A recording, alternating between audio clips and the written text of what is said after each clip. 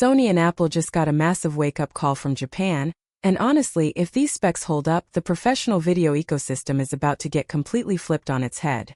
For the last few years, if you wanted high-end Hollywood production assets inside the Apple ecosystem, you were shooting ProRes RAW or tethering a massive RED camera to a Mac Studio.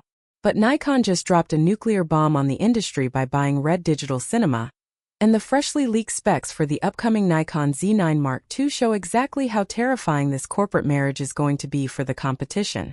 Everyone in Cupertino is likely looking closely at these supply chain leaks because this single camera body might just change how we look at professional workflows for the next 5 years. According to the latest supply chain chatter from DG Times and prominent industry insiders, Nikon is moving away from basic incremental updates. They want absolute dominance. The headline leak here is a newly engineered 46-megapixel stacked CMOS sensor. Now, I know some internet rumors were predicting a massive jump to 60 megapixels or higher, but staying at 46 megapixels is actually a genius move for real-world production. It keeps the low light performance pristine, prevents catastrophic thermal throttling, and stops your Mac's storage from crying. But the real shockwave is the speed. Reports from sources close to the ELEC indicate this new sensor architecture is roughly 3.5 times faster than the original Z9. Everyone wanted to know if Nikon would pull a Sony Alpha 9 Mark III and throw in a global shutter. The verified answer right now is no, they didn't do that. A global shutter reads the whole sensor at once to stop distortion, but you end up paying a massive penalty in dynamic range and base ISO performance. Instead, Nikon went with a hyper-optimized partially stacked design. It reads out so insanely fast it basically mimics a global shutter without destroying your image quality. We are looking at a leaked flash sync speed of up to 1/720th of a second. That is completely unheard of for a traditional rolling electronic shutter. It means stadium lighting banding and fast-moving distortion are basically dead. To handle that insane amount of data, Nikon is debuting their next-generation silicon, the EXPEED image processing engine. This is where the Apple comparisons get really interesting. When the first Z9 launched, it promised 120 frames per second, but the fine print revealed you were stuck shooting compressed 11-megapixel JPGs. The new XP8 chip completely obliterates that bottleneck. The leak confirms a mind-melting 60 frames per second full-resolution, raw burst speed in full FX format. If you drop down into DX crop mode, that spikes to a staggering 120 frames per second in RAW. You are getting uncompromised, massive data files at speeds that feel more like a video file than a burst of stills. I am genuinely curious how even the beefiest M-series Max chips will handle scrubbing through a timeline of these images. So let me know in the comments if your current setup could even open a folder of 60 frame per second RAWs without lagging. For studio and commercial photographers who want pixel perfection, they are introducing an expanded native base ISO of 32.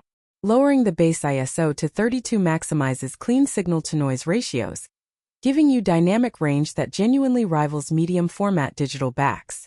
On the autofocus side, the combination of the faster sensor and the XP8 processor means a completely rebuilt deep learning artificial intelligence tracking system. It calculates tracking points at a frequency never seen in a hybrid body, meaning it won't lose a subject behind trees or erratic sports movements. But let's talk about the real reason this leak is causing chaos across the industry, the video capabilities.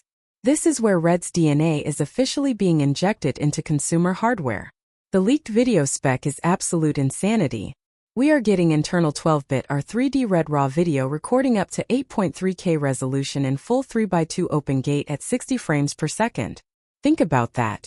Nikon is putting Hollywood-level color science and proprietary compressed RAW codecs directly inside a rugged, weather-sealed hybrid body.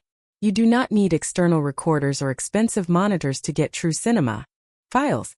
They are also throwing in advanced cinema workflows inherited straight from the RED system, including custom picture controls, advanced log profiles like log 3G10, red-colored focus peaking, and anamorphic D-squeeze options.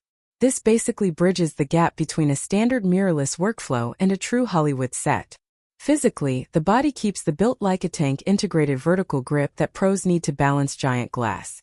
But the ergonomics are getting a nice tweak with deeper contouring and a new ultra-bright 5.76 million electronic viewfinder panel.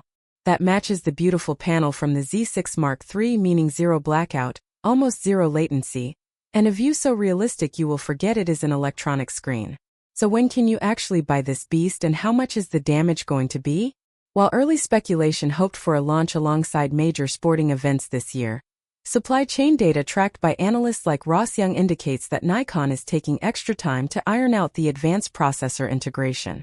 The official development announcement is highly anticipated to drop late this year, with physical retail shipping expected around early next year. As for the price, preparing your wallet is going to hurt. Industry experts project the launch price to land right around the $6,000 to $6,500 mark. Now, before you complain about the price or look at it like a massive Apple tax, think about what you are actually getting here. This single camera body essentially replaces a top-tier sports camera and a professional cinema camera setup that used to cost $20,000 easily. For high-earning creators, production houses, and anyone deeply embedded in heavy video editing workflows, it represents an incredible value proposition. Nikon isn't just playing defense anymore. They are aggressively trying to dictate the future of the entire professional imaging market.